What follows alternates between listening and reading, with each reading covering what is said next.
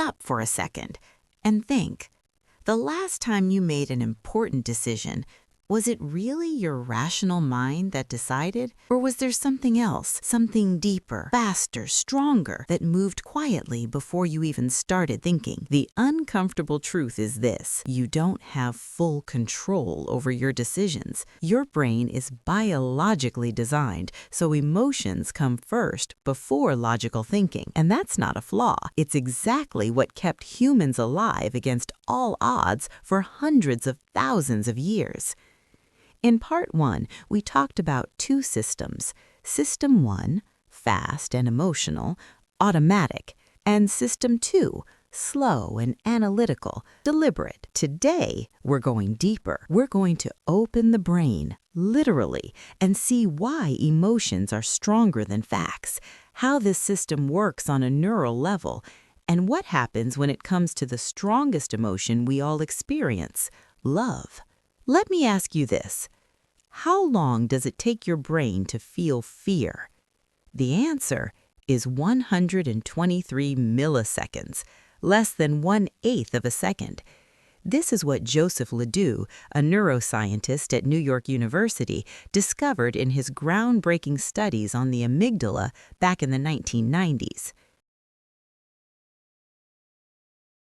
The amygdala is a small structure, literally about the size of an almond, located deep in the brain. Its job? Detect threats fast. Ledo discovered something remarkable. Sensory information, what you see, hear, and smell, has two pathways in the brain. First pathway, the low road. Senses to thalamus to amygdala. Speed, 12 milliseconds. Quality, rough, not precise, but instant. Second pathway, the high road. Senses to thalamus to sensory cortex to prefrontal cortex to amygdala. Speed, 300 to 500 milliseconds. Quality, accurate, analytical, conscious. Example illustration. Imagine you're walking through a forest and you see something on the ground that looks like a snake. In 12 milliseconds, the amygdala screams danger. Your heart rate jumps, your muscles tense, you jump back. After 300 milliseconds, the prefrontal cortex analyzes, wait, that's just a stick, not a snake. But your body already reacted. Emotion came before truth. This isn't a design flaw. This is the most important evolutionary advantage you have. Because hesitating for even 1 second in the Stone Age meant death. And this explains something confusing. Why do we feel strong emotions toward things we logically know aren't dangerous? Fear of flying, even though statistics say it's one of the safest ways to travel. Anxiety about speaking in front of people, even though there's no real danger. Being attracted to someone we know is bad for us, but we still can't resist. The amygdala doesn't care about statistics. It cares about survival. Now here's something even more interesting. Emotions don't tell you why, they tell you what to do. Think of them like traffic lights. Green, go, safe, good. Red, stop, danger, stay away. Yellow, be careful, assess the situation. Neuroscientist Antonio Damasio from the University of Iowa was a pioneer in understanding this mechanism through what's called the somatic marker hypothesis. What are somatic markers? Damasio discovered that the brain links past decisions with physical bodily sensations. For example, remember an embarrassing moment from the past? You feel heat in your face. Your heart starts racing. Think about someone who betrayed you. You feel heaviness in your chest, tension in your stomach. See someone you love, a feeling of warmth, energy, an automatic smile. These aren't random reactions. They are emotional memories stored in an area called the VMPFC. The famous experiment, the Iowa gambling task. In the 1990s, Damasio and his team ran a simple but brilliant experiment. The idea? They gave participants 4 decks of cards, A, B, C, D. Some decks gave big rewards but even bigger losses over time. Others gave smaller rewards but were stable and profitable long term. The results? Healthy participants, after about 30 to 40 draws, started avoiding the bad decks before they were consciously aware they were bad. Participants with damage to the VNPFC, they kept choosing the bad decks even after they logically understood they were the wrong choice. The mind-blowing conclusion? Emotions, physical signals from the body, guide our good decisions even before we understand why. Without these signals, we become like computers. We understand logic, but we can't make decisions. That's why when you say, "I have a bad feeling about this," don't ignore it. That's not an illusion. That's your brain pulling from thousands of past experiences stored as emotions, telling you, be careful. Now let's go even deeper. Why do you feel uneasy around someone without knowing why? Why are you drawn to a certain person even if they're not your logical type? Why do you avoid certain places, situations, or even smells without a clear explanation? The answer? Hidden somatic markers. How does this work? Your brain doesn't store memories as separate files like a computer. It stores them as neural networks intertwined with sensations. A real example? In a famous study by Rachel Herz, Brown University, 2004, she found that smells are the strongest triggers for emotional memories. The reason? The olfactory bulb, responsible for smell, is connected directly to the amygdala and hippocampus, the brain's memory center.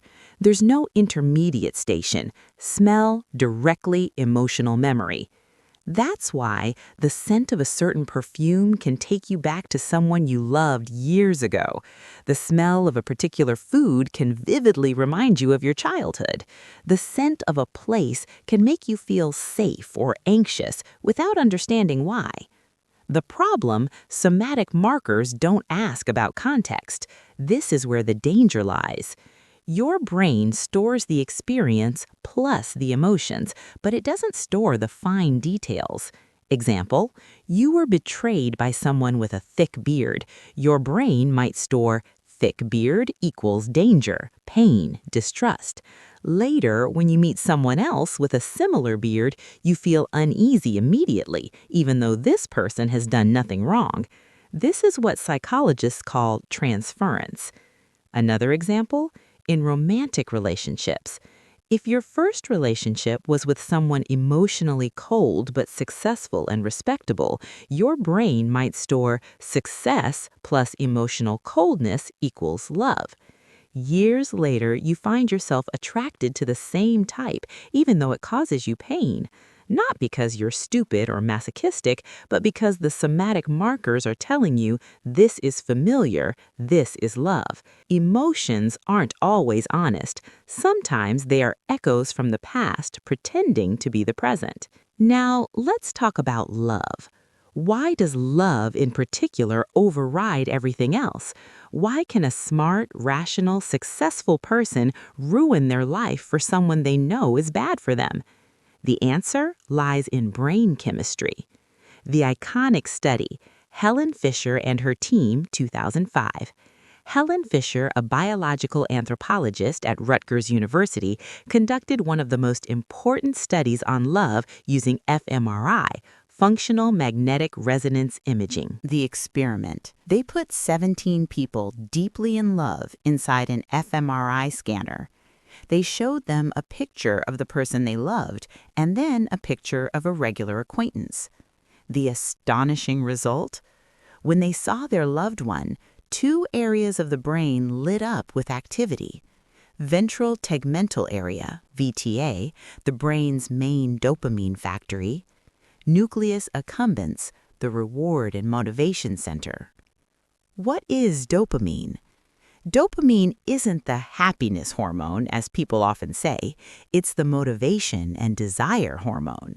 It tells you, this is important. Go for it. Get it. A shocking comparison. Do you know what activates these exact same areas? Cocaine. Yes, really. A study from the University of California, San Francisco, 2012, Science, showed that male fruit flies who were sexually rejected drank 4 times more alcohol than males who successfully mated. Same reward center, different ways to reach it. Love isn't a metaphor for addiction. Love really is an addictive mechanism, but a positive one when healthy. But that's not the whole story. Helen Fisher divided love into 3 stages, each with different chemistry. Stage 1, lust. Hormones, testosterone and estrogen. Function drives you to seek a sexual partner. Duration, very short. Stage 2, attraction, romantic love. Neurotransmitters, dopamine, motivation and desire. Norepinephrine, focus and energy, why you think about them constantly. Low serotonin, serotonin drops while you become obsessive. An Italian study led by Donatella Murazziti in University of Pisa, 1999, found that serotonin levels in people newly in love matched those of OCD patients. This explains why you can't stop thinking about them, why you check your phone every 2 minutes, why you analyze every word, every glance. You're not crazy. Your brain chemistry has really changed. Stage 3, attachment. Hormones, oxytocin, the cuddle hormone, released during touch, sex, childbirth. Vasopressin, long-term commitment. A study on prairie voles, one of the few animals that mate for life, showed that injecting oxytocin made them bond with their partner quickly. Block oxytocin, they stop bonding completely. Long-term study, love after 21 years of marriage. In 2012, Bianca Acevedo, Arthur Aaron, and Helen Fisher published a study that amazed everyone. They scanned the brains of people married for an average of 21 years who still said they were madly in love. The result? The same dopamine areas that lit up in new love were still active, but there was an addition. The oxytocin, attachment areas were stronger.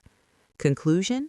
Long-term love equals dopamine, passion, plus oxytocin, security. Now you understand why love is stronger than facts. Because it's not an idea, it's a biological system designed to keep you bonded to another person, to raise your children, to feel belonging. In a cold, indifferent world, love gives meaning. Success without love? Empty. Money without connection? Cold. Life without someone who matters to you? Lonely. That's why even when your brain says, this person is bad for you, your heart says, but this matters to me more than anything else. Here's the million-dollar question. If you gave someone all the facts, all the evidence, all the logic, would their behavior change? Short answer, no. Long answer, because facts have no energy. Fact versus feeling. A fact is information. Information doesn't move you. What moves humans are fear, pain, hope, love, anger, loss. Example. You know logically that smoking kills, but does simply knowing this fact make you quit? Of course not. What makes you quit is fear when you see your blackened lungs on an X-ray, pain when you struggle to breathe, love when your child cries and begs you to stop. Fact plus emotion equals change. Another example, climate change. Everyone knows climate change is real. The numbers are clear, the science is solid. But why don't people act? Because the information is abstract, distant, not linked to immediate feelings. But when you see your home flooding, when someone you love dies in a heat wave, now the emotion is there. Now change happens. Stories are stronger than statistics. A study from Stanford University, Chip Heath and Dan Heath, showed stories are remembered 22 times more than numbers. Why? Because stories activate emotions, and emotions are what stick in memory. When I tell you 800,000 people died from disease X, you forget the number in a minute. When I tell you Ahmed, a father of 3, died from disease X 6 months after diagnosis, you remember Ahmed. Humans don't change because they understand. Humans change because they feel. Let me give you some real-life relationship examples to show how emotions can override facts. Example 1, trauma bonding. Why do people go back to abusive relationships? It's not because they're weak, it's because of trauma bonding. When there's a cycle of abuse and affection, the brain releases dopamine in moments of love because they're rare, then cortisol, the stress hormone, during moments of abuse. This cycle creates a literal chemical addiction.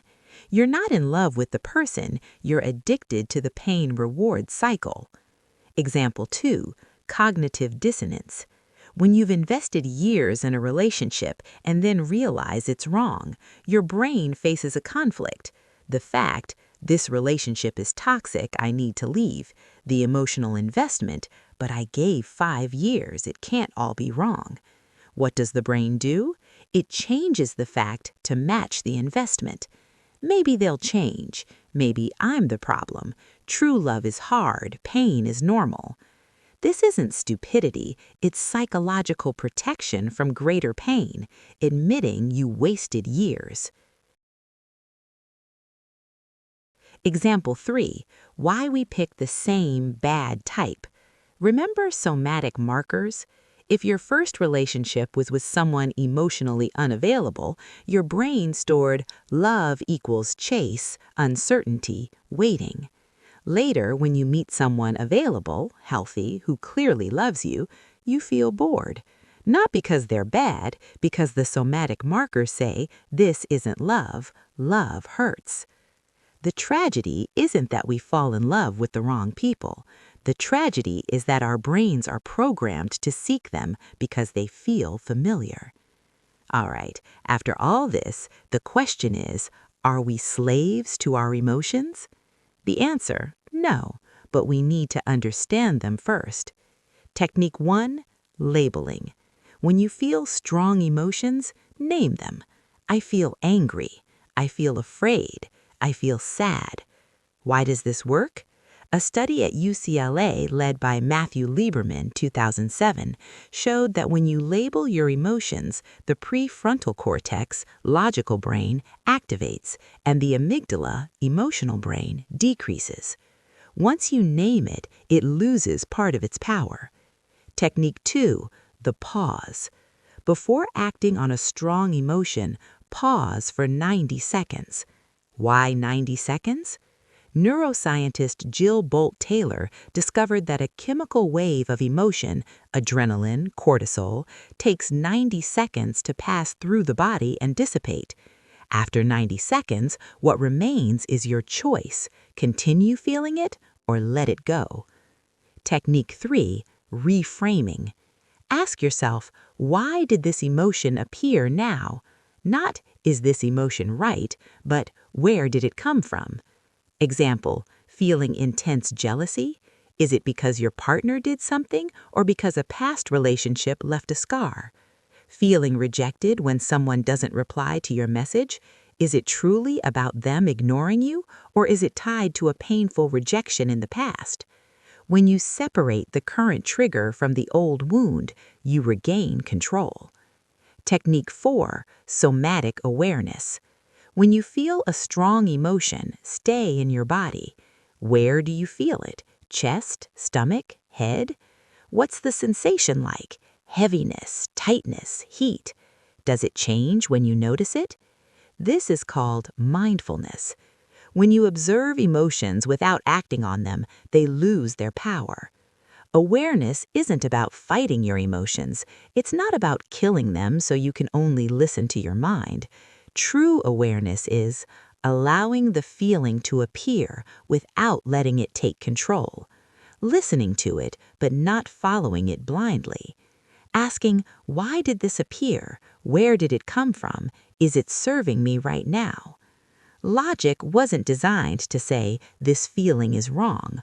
Logic is designed to ask, what is the source of this feeling? When the two meet, emotion gives direction, mind gives distance, and you, in the middle, choose. The final question for you. Where in your life have emotions overridden facts? You don't need a long explanation, a single word, a sentence, even an emoji, in the comments. And don't forget to subscribe, because we still haven't talked about all the other things that influence us that we often mistake for our choices.